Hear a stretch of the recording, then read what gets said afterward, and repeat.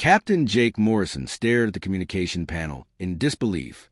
The green lights that showed active connections to Earth had been flickering for the past 3 hours. Now they were all red, every single one. "Try again, Stevens," he told his communications officer. Lieutenant Gary Stevens worked his fingers across the controls. His face grew more worried with each attempt. "Nothing, sir. All frequencies are dead. It's like Earth just stopped talking." The bridge of Terran Deep Space Station Horizon fell silent. For over a century, Earth had been the most talkative planet in the galaxy. Human voices filled the communication networks with trade requests, scientific discoveries, and friendly chatter. Earth's silence was not normal. Jake walked to the main viewing screen. Stars dotted the black space around them, but he could not see Earth from this distance. His station sat at the edge of human space, watching for threats from the unknown regions beyond. Never had he imagined the threat would come from behind them. "Sir, I'm getting reports from other stations," said Commander Lisa Hayes at the tactical station. "Deep Space Station Alpha reports the same thing. So does Beta and Gamma." All communication with Earth stopped at exactly 1432 Galactic Standard Time. Jake felt his stomach drop. 3 hours ago, everything had been normal. Earth's President Carol Washington had given her weekly address to the colonies. The news networks had reported on sports games and weather patterns. Scientists had shared data about new discoveries. Then nothing. "What about the colonies?" Jake asked. "That's the strange part, sir," Lisa replied. "The outer colonies are still active. Mars, Europa, Titan, they're all responding. But they say they lost contact with Earth at the same time we did. On the other side of the galaxy, alien species were beginning to notice the same thing. Commander Zara, 9 of the Zephyrian Republic, studied her sensor readings with growing concern. The Zephyrians had the most advanced detection equipment in known space. They could hear radio signals from across the galaxy. "This is unusual," Zara, 9, told her science officer. "The human homeworld has gone completely quiet. No radio signals, no energy transmissions, nothing." Her science officer, a tall being with silver skin and large eyes, checked his instruments twice. Confirmed, Commander. Earth was broadcasting normally until 3 hours ago. Then all signals stopped at once. The Zephyrian commander felt worried. Humans were loud, friendly, and always eager to share information. They had joined the galactic community 50 years ago and quickly became everyone's favorite neighbors. They traded freely, shared technology, and never started fights. Their sudden silence was like a bright star suddenly going dark. On Sorok Prime, the reptilian leaders of the Sorok Empire gathered in their war room. General Threshka studied the reports his spies had gathered. "The humans have stopped all communication," he announced to his council. "Their military ships still patrol their borders, but they send no messages." "Perhaps it is a trick," suggested one of his advisors. "Humans are clever. Maybe they planned something." Threshka shook his massive head. "No, this is not their way. Humans do not hide. They talk, they argue, they laugh. This silence means something is wrong." Back on Station Horizon, Jake Morrison made a decision that would haunt him for the rest of his life. He ordered his communications officer to send one last message toward Earth. "Attention, Earth Command. This is Captain Jake Morrison of Deep Space Station Horizon. We have lost all communication with the homeworld as of 1432 Gulf Standard Time. Please respond immediately. We're concerned for your safety and need to know your status." The message traveled through space toward the blue and green planet that had given birth to humanity. It reached Earth's communication satellites, was processed by the automatic systems, and then nothing. No reply came back. Jake waited 4 hours. Then he made another decision that went against every regulation in the book. He opened a channel to the nearest alien vessel. "This is Captain Jake Morrison of the Terran Deep Space Station Horizon, calling Zephyrian Ship Silver Wind. Do you copy?" Commander Zara, 9 herself, answered. "Captain Morrison, we copy. We were about to contact you. Our sensors show no activity from your homeworld. Confirmed. We lost all communication 3 hours ago. Has your government received any official word from Earth?" "Negative, Captain. The Galactic Council has received no messages from Earth Since your planet went silent, we are concerned. Jake felt his hands shake slightly. The aliens were worried, too. This meant the problem was real and visible to everyone. In the days that followed, the situation grew worse. Ships from various alien races tried to visit Earth, but found the solar system blocked by human military vessels. The human ships would not respond to messages. They simply prevented any alien craft from getting close to Earth. The galactic news networks began reporting the strange situation. Earth Silent became the headline across dozens of worlds. Some aliens wondered if humanity had suffered a natural disaster. Others feared disease or war. A few suspicious species wondered if the humans were planning something dangerous. Dr. Amanda Hayes sat in her laboratory on the human colony of New Boston. She was Earth's leading expert on ancient alien civilizations. 3 weeks before Earth went silent, she had made a discovery that had changed everything she thought she knew about the galaxy. In the ruins of a dead world, she had found writings that spoke of something called the Great Silence. The writings warned of creatures that came from the dark spaces between galaxies. They harvested advanced civilizations like farmers gathering crops. Amanda had sent her findings to Earth immediately. The government had classified her report at the highest level and ordered her to tell no one. 2 days later, she had received a message that made her blood run cold. Dr. Hayes, your research has been confirmed by other sources. Earth is entering Protocol 7. Maintain your silence until further notice. The fate of the galaxy may depend on it. Now, sitting in her lab while Earth remained mysteriously quiet, Amanda wondered if her discovery had triggered humanity's strange behavior. She looked at the ancient writings again and felt a chill run down her spine. The writings described the last species that had tried to fight the harvesters. They had been brave and clever, but in the end, they had been forced to do something terrible to survive. They had hidden themselves away and become something else, something darker and more dangerous. As Amanda stared at the ancient text, she began to understand what was happening to her species. Earth had not been destroyed or abandoned. Earth was preparing for something that would require humanity to remember what they had once been before they became the friendly, peaceful explorers the galaxy knew. The silence was not the end.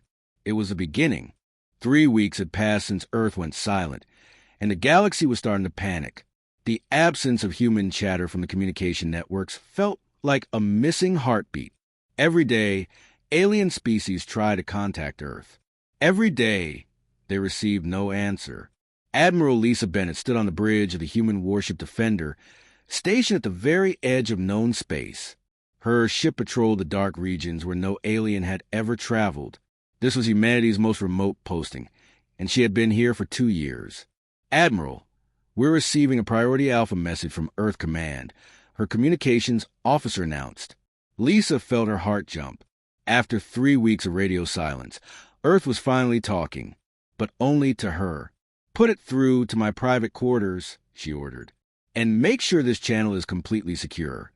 In her small room behind the bridge, Lisa activated the secure communication system. The image that appeared on her screen was not what she expected. Instead of seeing her commanders on Earth, she saw a simple text message with the official seal of Earth's government. Admiral Bennett, Earth Command Final Order. Execute Protocol 7 immediately. Maintain radio silence until further notice. Trust no alien species with any information about human activities. The survival of the galaxy depends on your actions. This is our last transmission. Lisa read the message 3 times. Protocol 7 was something she had learned about in the highest levels of military training. It was a plan that most humans did not know existed. Even among the military, only a few people knew what it really meant. She walked to her wall safe and entered her personal code. Inside was a sealed envelope marked Protocol 7, open only on direct orders from Earth Command. Her hands shook as she broke the seal. The orders inside made her face go pale. She was to take her ship deeper into the unknown regions of space and begin searching for something specific. The orders included star charts showing areas that were marked as absolutely forbidden on all galactic maps. My God, she whispered as she read the full instructions. They know something. They know what's coming. Back in the civilized galaxy, the Galactic Council met in emergency session. Representatives from 47 different species gathered on the neutral world of Harmony Station. The topic was humanity's strange silence. Council leader Veltar, a tall being made of living crystal, called the meeting to order. We are here because one of our member species has gone silent without explanation. This threatens the stability of our alliance. The Zephyrian representative, Ambassador Keth, 9, spoke first. Our sensors show that human ships still patrol their borders. Their colonies still function. But Earth itself has become invisible to our instruments. General Threshka of the Sorok Empire slammed his clawed hand on the table. This is suspicious. Humans are planning something. They pretend to be peaceful, but maybe this is their true nature. That's not fair, said the Luminar delegate, a being of pure energy that spoke through a translation device. Humans have been honest partners for 50 years. They have never broken a treaty or started a war. Ambassador Keth, 9 nodded in agreement. The Zephyrian Republic agrees. Humans have been model citizens of the galactic community. Their behavior now suggests they're in distress, not plotting against us. Veltar raised a crystal hand for silence. We must consider all possibilities. Has anyone attempted to visit the Sol system directly? Several delegates looked uncomfortable. Finally, the Andromedan representative spoke up. We sent 3 scout ships toward Earth. They were turned away by human military vessels. The humans would not explain why. But they were not violent. They simply said that no alien ships were allowed in their space at this time. For what reason? Asked the cetacean delegate. They gave no reason. They said it was for the safety of all galactic species. This news made the room buzz with worried conversations. Safety of all species? What could threaten every civilization in the galaxy? On the human colony world of New California, Colony Administrator Ryan Peters received his own set of sealed orders. Like Admiral Bennett, he had been given instructions that made no sense until he read the classified documents that came with them. Ryan gathered his senior staff in the secure briefing room. Present were engineer Kate Sullivan, who managed the colony's infrastructure, and xenobiologist Tony Rodriguez, who studied alien life forms. I've received orders from Earth, Ryan announced. We are to begin immediate preparations for a complete evacuation of all non-essential personnel. Kate looked confused. Evacuation? Why? There's no threat here. According to these orders, there is. We're to move all civilians to designated safe worlds in the Outer Rim. Only essential personnel will remain. Tony frowned. That doesn't make sense. New California is one of our safest colonies. We're nowhere near any hostile territories. Ryan held up a datapad. The orders come with historical documents. Classified files about something called the Great Harvest. According to this information, our galaxy faces a threat that returns every 1,000,000 years. Both Kate and Tony stared at him in disbelief. Tony was the first to speak. 1,000,000 years? That's impossible. No civilization keeps records that long. According to these files, one did, and according to these files, humans are their descendants. The room fell silent. Kate finally asked the question they were all thinking. Descendants of who? Ryan looked at the classified documents again. The last species that successfully fought off this threat. But the cost was so high that they had to change themselves completely. They scattered across the galaxy and forgot their true nature. Eventually, they became us. Meanwhile, in the deep archives of the Galactic Library, Keeper Veltar made a discovery that would change everything. As the most advanced artificial intelligence in known space, Veltar had access to records that went back millions of years. While researching humanity's disappearance, Veltar had begun searching for any historical precedent. What the AI found in the oldest records made its crystalline form flicker with alarm. There were references to something called the Great Silence in documents that predated most current civilizations. Ancient species had written warnings about creatures that came from a void between galaxies. These beings harvested advanced civilizations, taking their technology and destroying everything else. But most interesting of all were references to the Guardians, a species that fought the Harvesters 1,000,000 years ago. The descriptions of these guardians match human behavior patterns almost exactly. Veltar immediately began searching for more information.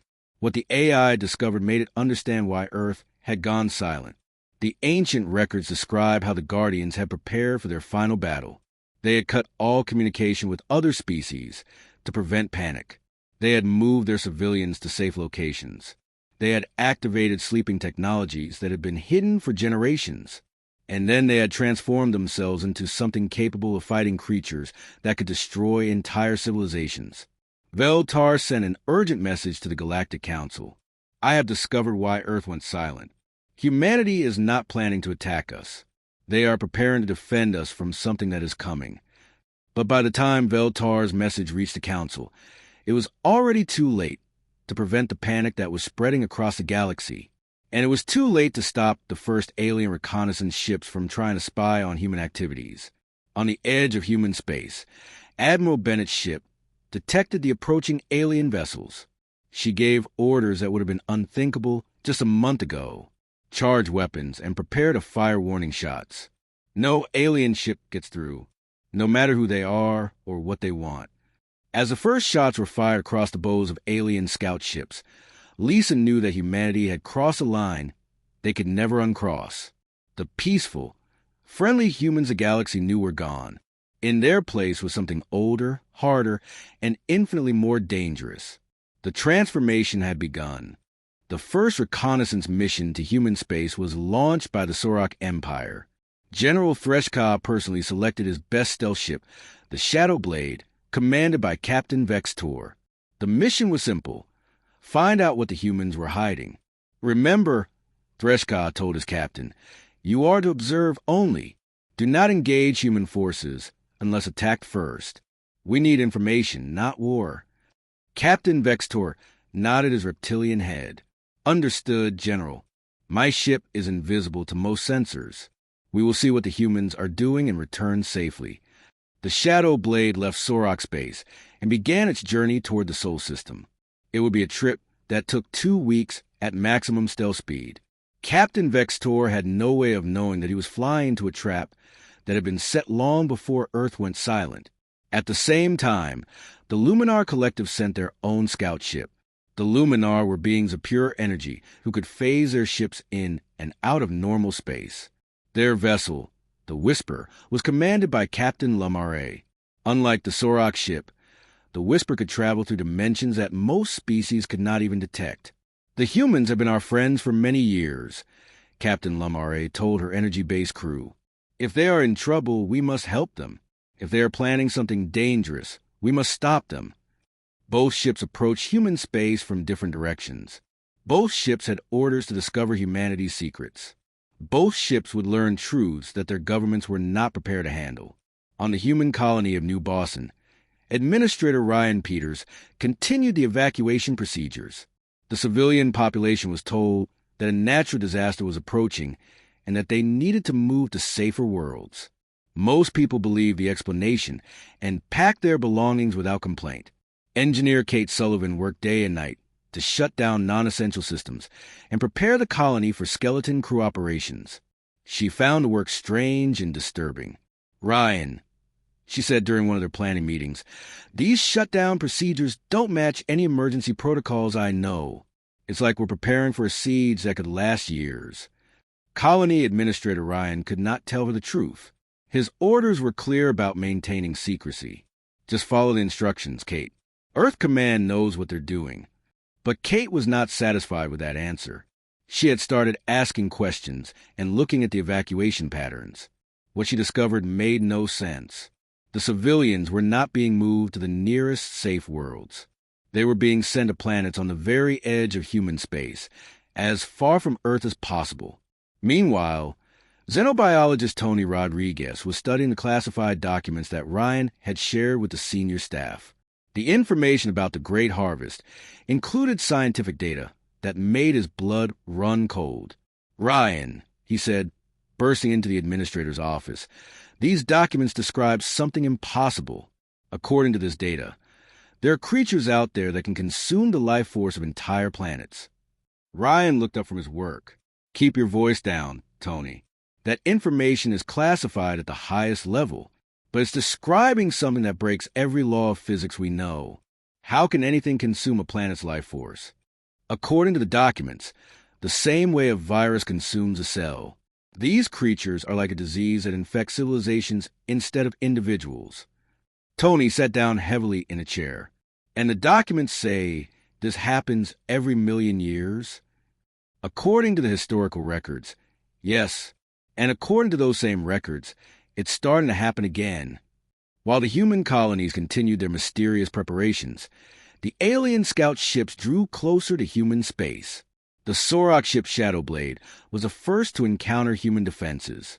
Captain Vextor was studying his sensors when his tactical officer reported contact. "Captain, we are detecting a human patrol ship ahead.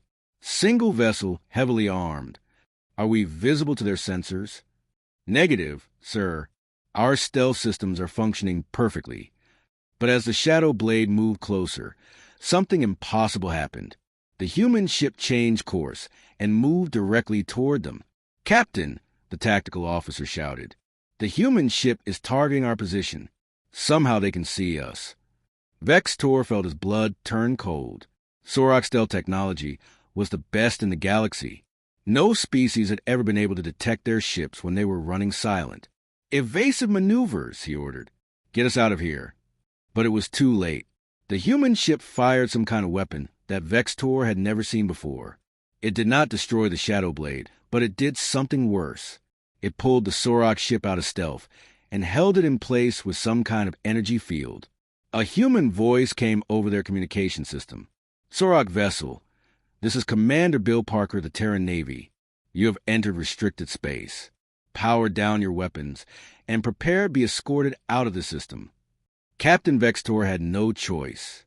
His ship was completely disabled by technology he did not understand. "Human Commander, we mean no harm. We are conducting a peaceful reconnaissance mission." "Acknowledged, Captain. However, for the safety of all galactic species, no alien vessels are permitted in human space at this time. You will be escorted to the nearest neutral system and released." The Shadow Blade was towed away by the human ship and released at a safe distance from human space. Captain Vextor immediately sent a report to General Freshka. "The humans have technology we do not understand. They detected our stealth systems as if they were normal sensors. Recommend extreme caution." The Luminar ship Whisper had a different experience, but with the same result. Captain Lamare tried to use her ship's phase technology to slip through human defenses undetected. But as soon as the Whisper entered the outer edge of human space, it was met by 3 human ships that seemed to be waiting for them. "Luminar vessel. Came the human transmission. This is Captain Helen Ward of the Terran Defense Fleet. Your dimensional phase technology has been detected and tracked. Please return to normal space for escort." Captain Lamare was shocked. How did they know we were here? We exist in a different dimension when phased. But she had no choice except to comply. The human ships had somehow surrounded her vessel even while it was phased. As the Whisper returned to normal space, she saw technology on the human ships that should not have existed. "Human Captain Ward," she transmitted, "your ships are equipped with dimensional scanners. That technology does not exist in galactic databases." "That is correct, Captain Lamare. We have capabilities that we have not shared with the galactic community. For the safety of all species, these capabilities must remain secret for now." Like the Sorok ship, the Whisper was escorted away from human space and released. Captain Lamare sent her own report to the Luminar Collective.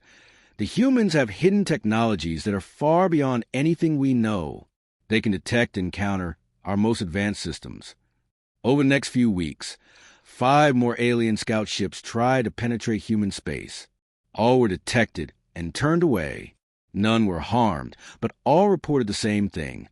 Humans had access to technology that should not exist. The alien governments began to panic. If humans had such advanced technology, why had they kept it secret? What were they planning to do with it? But Admiral Lisa Bennett, still patrolling the unknown regions beyond galactic space, was learning the answers to those questions. Her ship had reached the coordinates specified in her Protocol 7 orders. What she found there made her understand why Earth had gone silent. Floating in the dark space between star systems was a massive structure. It was clearly artificial, but it was built using technology that looked millions of years old. As her ship approached, automatic systems activated and began transmitting data directly to her computers. Lisa watched in amazement as her screens filled with information, star charts showing the entire galaxy, historical records going back millions of years, and most importantly, technical specifications for weapons and defenses that made current galactic technology look like stone tools. "My God," she whispered as she realized the truth. "This is what we really are. This is what we forgot." The structure in space was humanity's inheritance from their true ancestors. It contained everything they needed to defend the galaxy from the returning harvest. But it also contained a warning that made Lisa's blood run cold. According to the ancient records, the harvesters were already coming. Their scouts had been detected at the edge of the galaxy 6 months ago. The harvest would begin within a year. Earth had gone silent because humanity needed time to remember who they really were. The peaceful, friendly explorers the galaxy knew were about to become something entirely different. And as Lisa studied the ancient weapon specifications, she began to understand that this transformation would be necessary, because what was coming was worse than anything the current galactic civilizations could imagine. Deep beneath the crystal towers of galactic archives, Keeper Veltar worked frantically through records that had not been accessed for thousands of years. The artificial intelligence had been searching for clues about humanity's strange behavior when it discovered something that changed everything. In the oldest section of the archives, sealed behind layers of encryption that had been forgotten by most species, Veltar found records of the Great Silence. These were not just historical documents. They were warnings left by a civilization that had faced something terrible. The records described creatures that came from a void between galaxies. They traveled in massive ships that could drain the life from entire star systems. They harvested advanced civilizations, taking their knowledge and technology while leaving behind dead worlds. But most disturbing of all was the description of their pattern. They came every million years, like a plague that swept through the galaxy. And according to the ancient calculations, they were due to return very soon. Veltar's crystalline form flickered with alarm as it read the final entry in the records. The last civilization to face these creatures had won, but at a terrible cost. They had been forced to transform themselves into something as ruthless as their enemies. They had scattered across the galaxy and hidden their true nature, becoming peaceful and forgetting their warrior past. The description of this ancient warrior race matched humanity perfectly.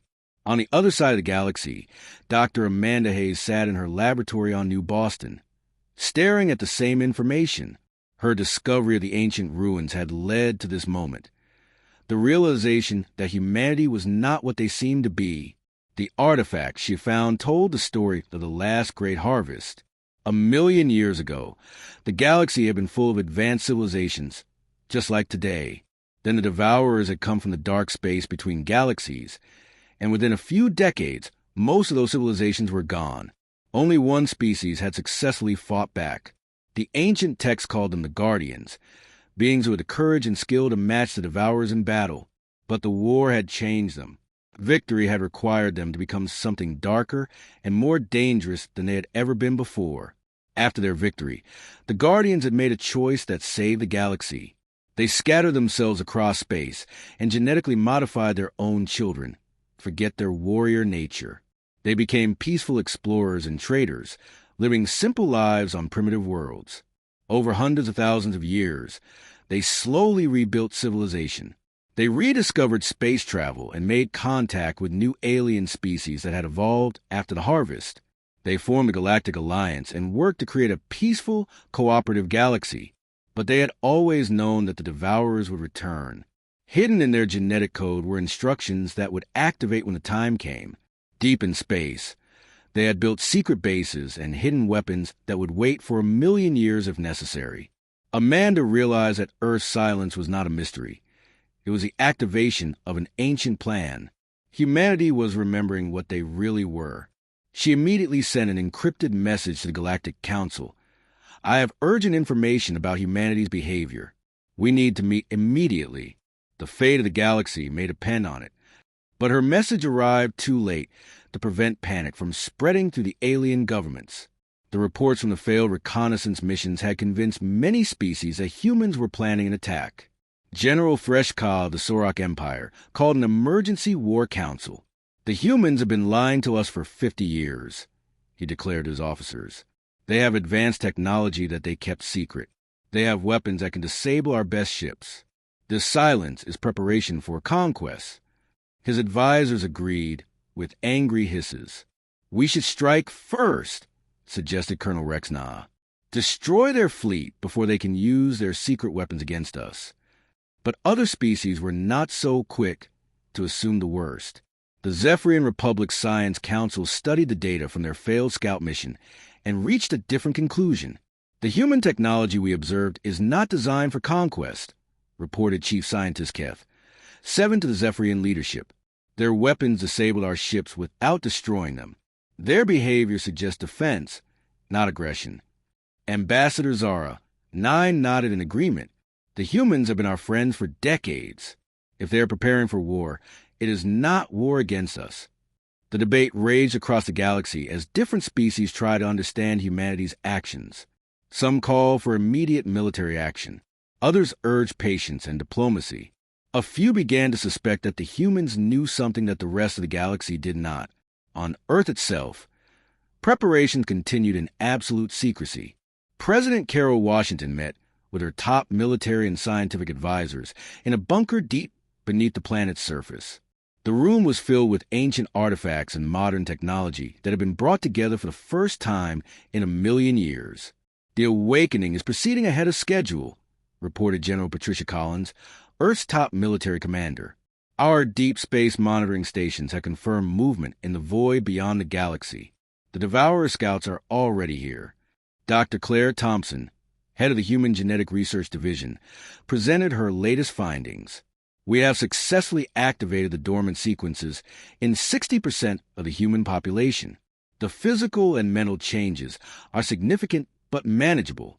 Within 6 months, our species will be ready for what's coming." President Washington studied the reports with growing concern. "What about the psychological effects? How are people handling the transformation?"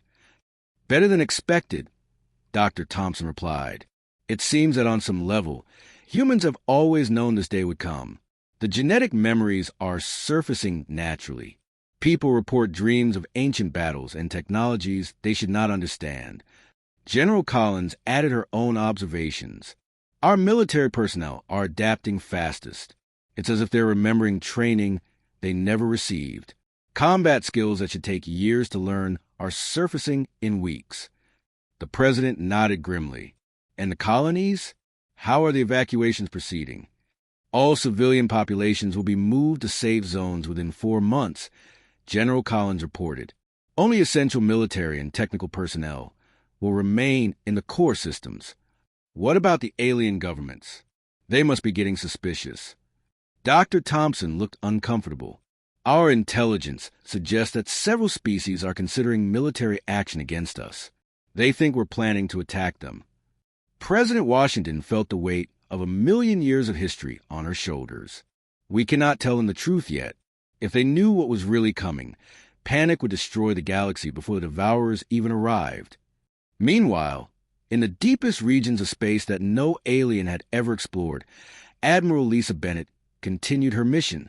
Her ship had reached 3 more ancient installations, each one revealing more of humanity's hidden heritage. The technology she found was incredible.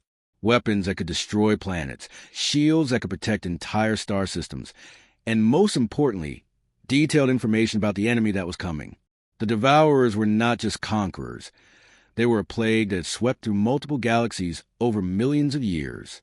They consumed not just resources and technology, but the very life force of civilizations.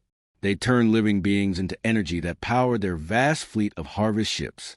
But Lisa also learned that they could be defeated.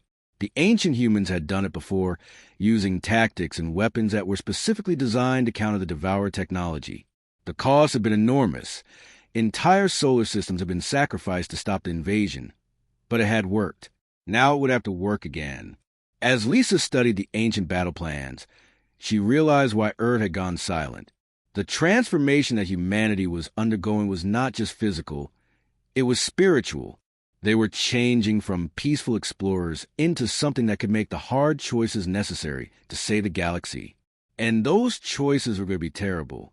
Her communication system suddenly activated with an urgent message from Earth Command. Admiral Bennett, return to Sol System immediately. The outer detection grid had confirmed multiple Devourer scout ships at the galactic edge. The harvest begins in 8 months.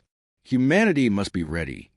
Lisa set course for home, knowing that when she arrived, Earth would be a very different place than the one she had left. And so would she. The first signs appeared at the edge of the galaxy, where few beings ever traveled. Lieutenant Colonel Ben Carter commanded humanity's most remote monitoring station, hidden in the dark space between spiral arms. For months, his sensors had been detecting strange movements in the void beyond known space. "Colonel," his sensor operator called out, "we're getting readings on the deep space array. Multiple contacts, massive size, moving toward the galaxy." Ben walked over to examine the displays.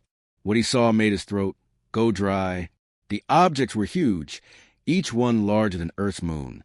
They moved in perfect formation, traveling faster than any known technology could manage.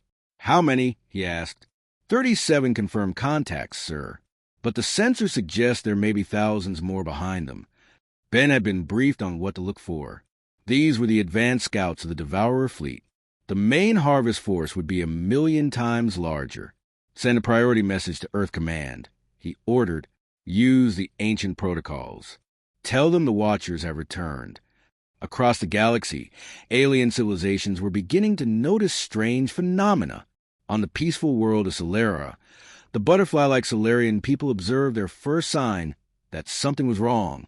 The ancient trees that had grown for thousands of years began to wither for no apparent reason. Solarian scientist Flukka studied the dying trees with growing alarm. "The life energy is being drained from them," she reported to her government. "But there is no disease, no pests, no explanation we can understand." Similar reports came from dozens of worlds. Plants dying, animals becoming listless, even some humanoid species reporting feelings of weakness and despair. The effects were subtle at first, but they were spreading. On the Sorok homeworld, General Threshka received disturbing reports from his military outposts. "Sir," his intelligence officer reported, "our ships near the galactic rim are reporting equipment failures. Power systems are losing efficiency. Weapons are malfunctioning." "What is causing it?" "Unknown, sir. Our technicians say it's as if the energy is being drained from our technology itself." Threshka felt a cold fear in his reptilian heart. His people were warriors who understood the signs of impending battle. Something was coming, something that could drain the life from machines and living beings alike. But the Sorok were not the only ones to notice. The energy-based Luminar collective experienced the effects most directly. Captain Lumaray, who had tried to scout human space, suddenly felt her life force weakening during a routine patrol. "This is impossible," she transmitted to her crew. "I am losing coherence. Something is pulling at my essential energy." Her ship's sensors detected the same thing Ben Carter had seen. Massive objects moving through the space between galaxies, heading toward their home. On Earth, the transformation of humanity continued at an accelerated pace. Dr. Claire Thompson worked around the clock in her genetic research facility, monitoring the changes in the human population. The modifications were remarkable and disturbing. People were becoming stronger, faster, and more aggressive. Their reflexes improved dramatically. Their ability to process tactical information increased by orders of magnitude. But most importantly, they were beginning to remember things that had been locked in their genetic code for 1,000,000 years. "The memory activation is proceeding faster than our models predicted," she reported to President Washington. "Children as young as 10 are showing knowledge of weapons and tactics they should not possess." In schools across Earth, teachers were reporting strange behavior from their students. Children were drawing pictures of spacecraft and weapons with perfect technical accuracy. They spoke of battles in distant galaxies, as if they had been there personally. 8-year-old Mary Johnson shocked her teacher when she corrected the history lesson about early human civilization. "That's wrong," she said calmly. "We didn't start on Earth. We came here after the last harvest. We had to hide because we became too dangerous." Her teacher, Mrs. Linda Foster, called Mary's parents in for a conference. "Your daughter is saying things that are impossible. She claims humans are descendants of alien warriors." Mary's father, Colonel Jack Johnson, worked for Earth's military. He could not explain to the teacher that his daughter was remembering humanity's true history. Instead, he simply said, "Children have active imaginations, Mrs. Foster. I'm sure it's just a phase." But it was not a phase. All across Earth, humans were awakening to memories that had been dormant for 1,000,000 years. And with those memories came skills that would soon be desperately needed. The truth began to surface in the most unexpected places. On the Zephyrian homeworld, archaeologist Keth 3 was studying ancient ruins when she made a discovery that would change how the galaxy viewed humanity forever. Deep in the oldest section of the ruins, she found a chamber that had been sealed for over 900,000 years. Inside were murals depicting a great war between mechanical creatures and organic defenders. The defenders looked remarkably similar to humans. "This cannot be correct," she whispered as she studied the images. The murals showed human-like beings fighting alongside other species against massive machines that drained the life from planets. The artwork was incredibly detailed and clearly very old. At the bottom of the murals was writing in an ancient language that Keth 3 had studied for years. The translation made her drop her research tools in shock. Here lie the records of the Guardian War, when the Star Shepherd saved all life from the hunger that comes from beyond. Star Shepherds was the ancient Zephyrian name for humans. Meanwhile, on Earth, the transformation of humanity reached a critical point. Colonel Frank Morrison, brother to Captain Jake Morrison, who commanded the Deep Space Station, oversaw the activation of humanity's hidden fortress worlds. These were planets that looked normal from space but contained vast underground military installations. For 1,000,000 years, they had waited in silence. Now, ancient machines came online, powered by technology that made current galactic science look primitive.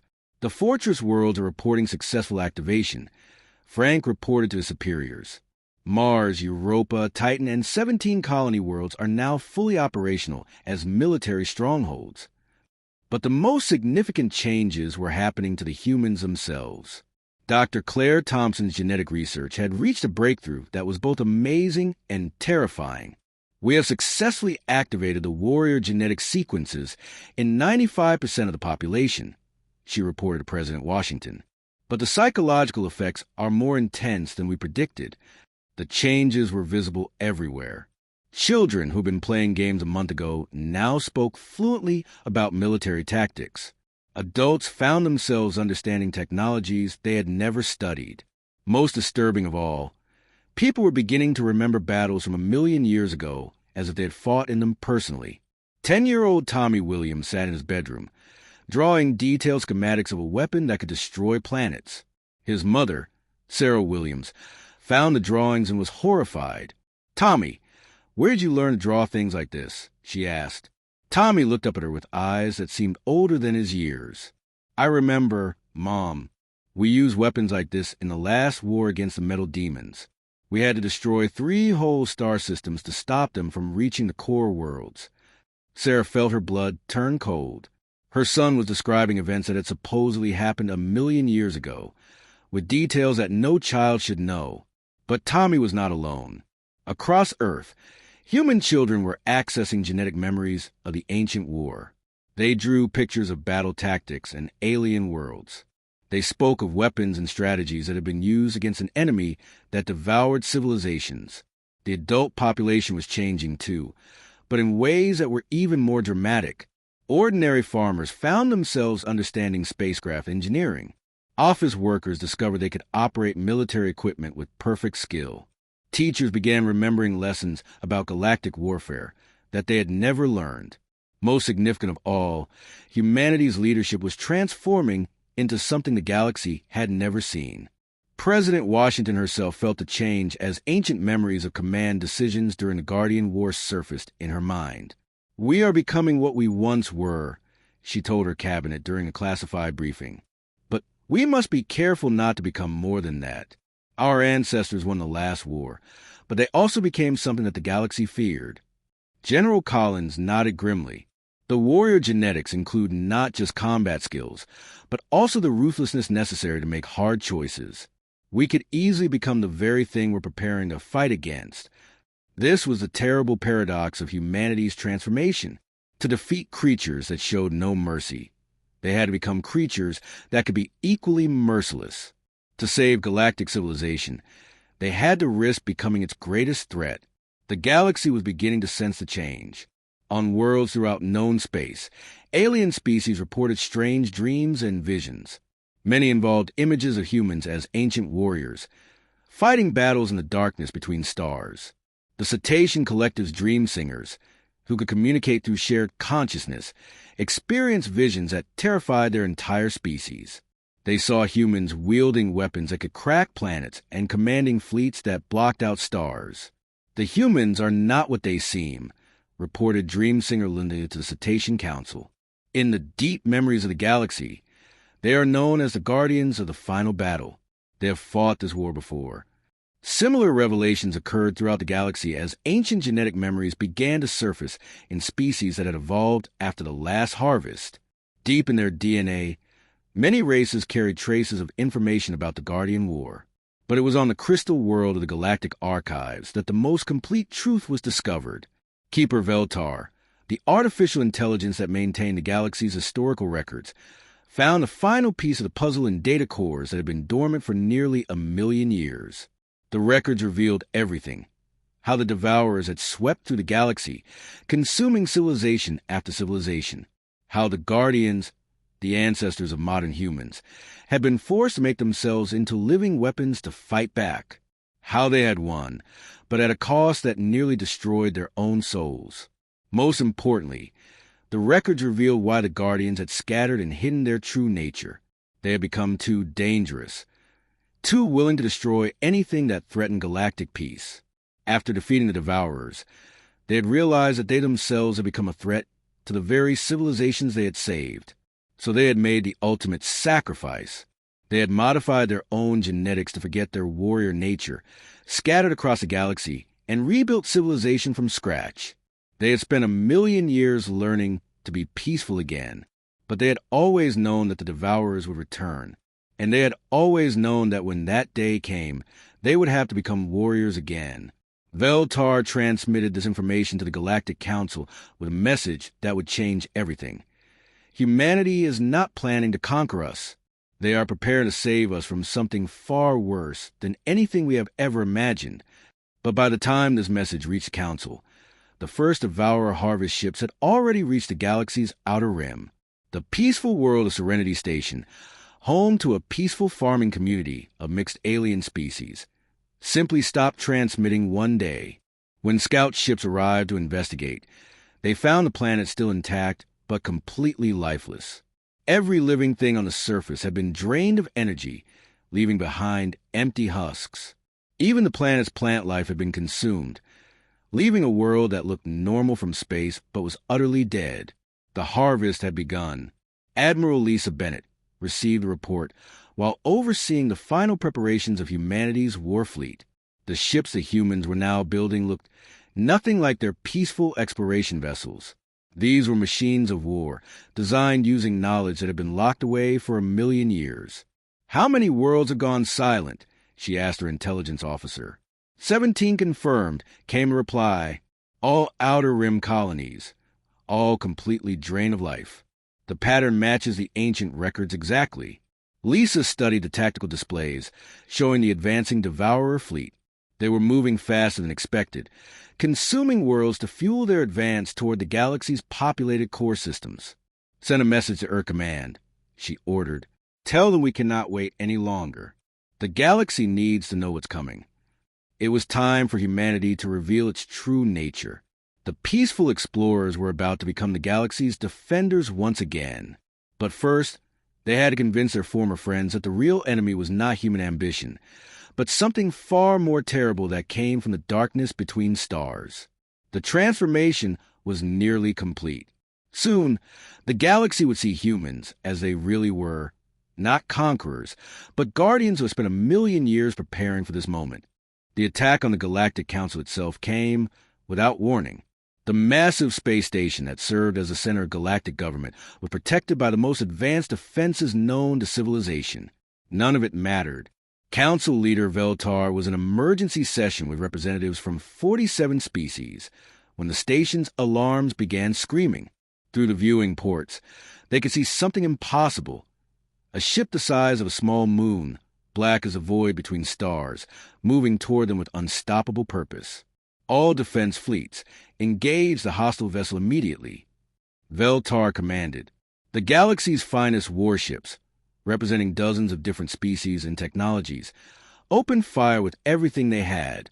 Energy beams that could melt asteroids, missiles that could crack planets, weapons that had never failed to destroy any target. The beams simply disappeared when they touched the massive ship's hull. The missiles were absorbed as if they had never existed. The alien vessel continued its approach without even slowing down. "Impossible," whispered Ambassador Zara, 9 of the Zephyrian Republic. Nothing could withstand that much firepower. But as the ship drew closer, they could see that it was not just one vessel. It was covered with smaller ships, thousands of them, all moving with perfect coordination. And from those smaller ships came beams of energy that touched the defending fleets. Where the beams touched, ships simply stopped working. Their engines went dead, their weapons powered down, their life support systems failed. But the ships themselves were not destroyed, they were being drained. The energy that powered them was being consumed by the attacking vessel. Emergency evacuation. Veltar ordered all personnel to the escape pods immediately. As the representatives fled the station, they watched in horror as the massive ship extended tentacle-like structures toward the council station itself. Where the tentacles touched, the station's hull began to darken and decay. The Devourer's ship was feeding, consuming not just the station's power systems, but the very life force of everyone aboard who had not escaped. General Threshka of the Sorok Empire made it to an escape pod just as his section of the station went dark. As his pod fled toward the nearest planet, he transmitted a message that would reach every government in the galaxy. The real enemy has arrived. The humans were right. The news of the attack on the Galactic Council spread panic throughout known space. Within hours, similar attacks were reported from 12 different sectors. Massive ships that seemed immune to all known weapons were systematically consuming the galaxy's most important installations. On Earth, President Washington received the reports in the Deep Command bunker that had become humanity's war center. The transformation of her species was now complete, and she could feel the weight of ancient memories guiding her decisions. "The harvest has begun in earnest," she announced to her war council. "The Devourers are no longer sending scouts. They are launching a full assault." General Collins studied the tactical displays with eyes that now held the memories of the last Guardian War. The pattern is the same as before. They target command structures first, then move to population centers. We have perhaps 6 months before they reach the core worlds. What about the other species? Are they ready to hear the truth? Dr. Claire Thompson, whose own transformation had given her access to memories of alien psychology from the ancient war, nodded grimly. The attack on the Council has shattered their confidence in their own defenses. They will be desperate enough to listen to us now. President Washington made the decision that would change the galaxy forever. Open all communication channels. It's time to tell them who we really are. Admiral Peter Scott, commanding the human fleet that had been hidden in the outer systems, received his orders with a mixture of relief and dread. For months, he had watched his ships and crews transform into something the galaxy had never seen. Now it was time to reveal humanity's true nature. All ships, this is Admiral Scott, he broadcast the human fleet, execute Revelation Protocol. It's time to come home.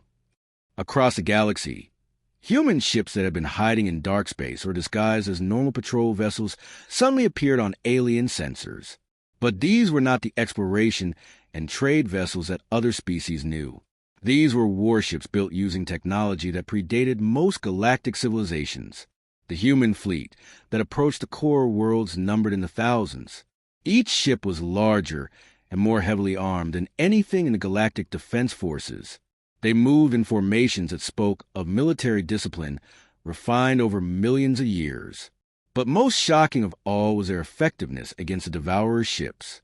Where alien weapons had failed completely, human weapons actually worked. Captain Roy Henderson commanded the human battleship Retribution as it engaged a Devourer harvester near the Zephyrian homeworld. The alien ship that had destroyed 3 entire defense fleets suddenly found itself under attack by weapons it could not absorb or deflect. Target their energy collection arrays. Roy ordered his weapons officer, use the quantum disruption torpedoes.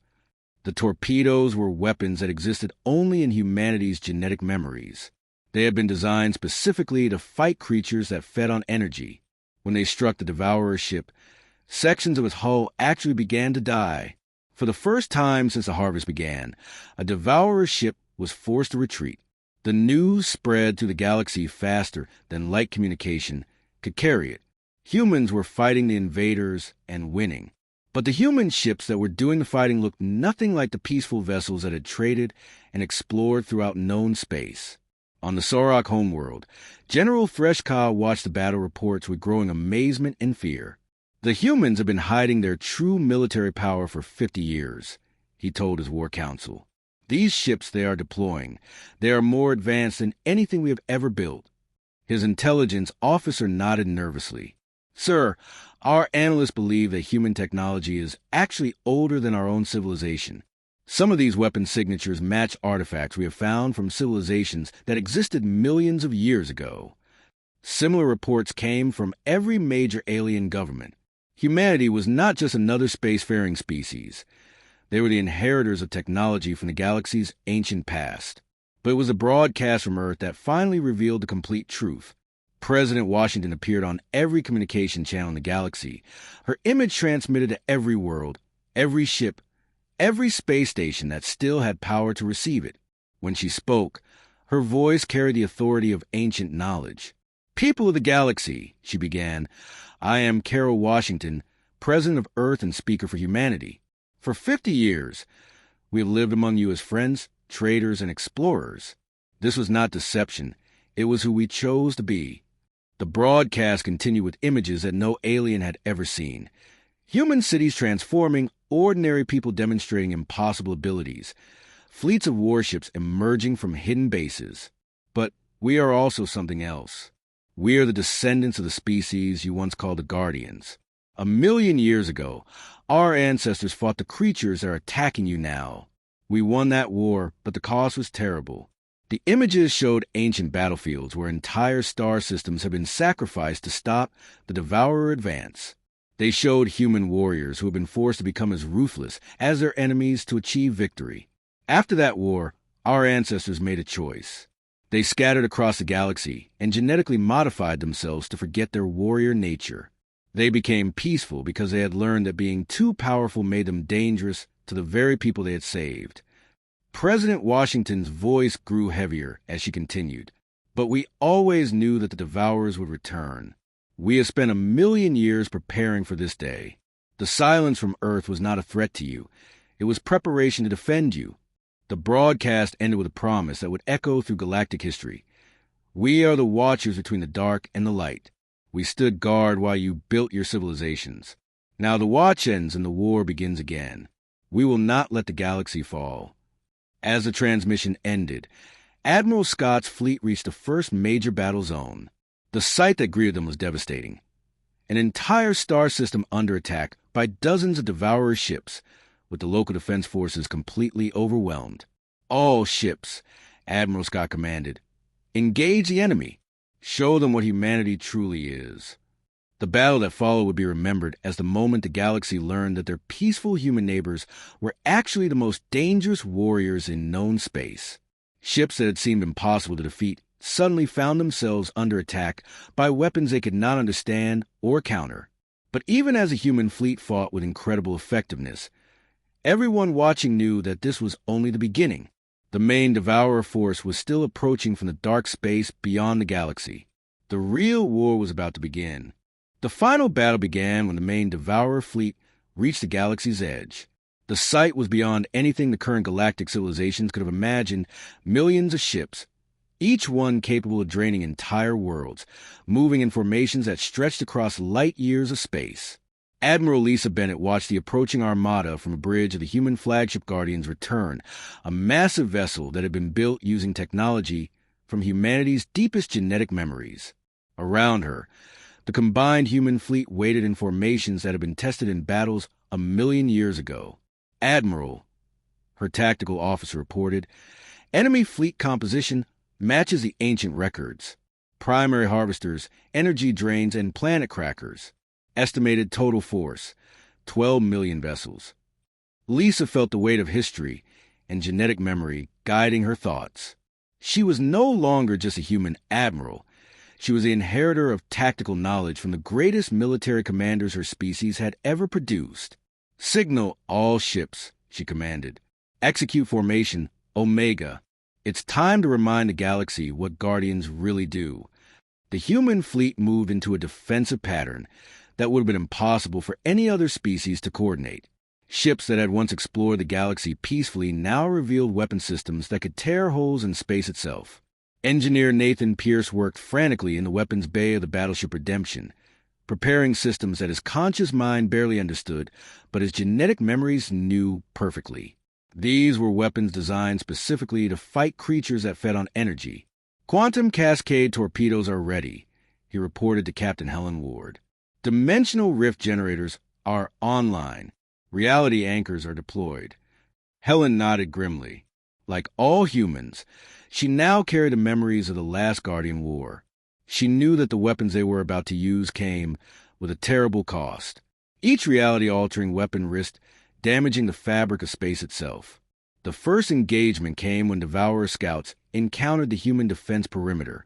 The alien ships that had easily destroyed every galactic defense force suddenly found themselves facing an enemy that understood their nature. Captain Roy Henderson commanded the forward battle group from his ship Retribution. When the Devourer ships tried to drain energy from his vessels, they found that human ships had been specifically designed to counter such attacks.